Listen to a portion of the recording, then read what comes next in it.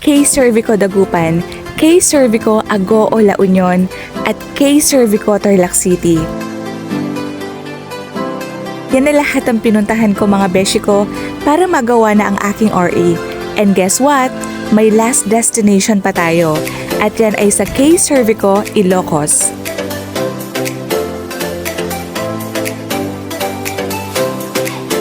O diba? Ganyan kahirap hanapin ang mga piyesa niya mga besh. Kaya late na din ako makapag-upload ng video dahil naging busy-busyhan tayo. Kasi lahat gagawin ko para matapos lang ang RE at makapag-service na ulit dahil alam nyo naman mga besh na nag-back to school na ang mga service kong mga estudyante. But no worries kasi malapit na din itong magawa and magba-back to service na ang inyong lingkod. Wait nyo ako mga beshi ko at malapit na akong magbalik serbisyo.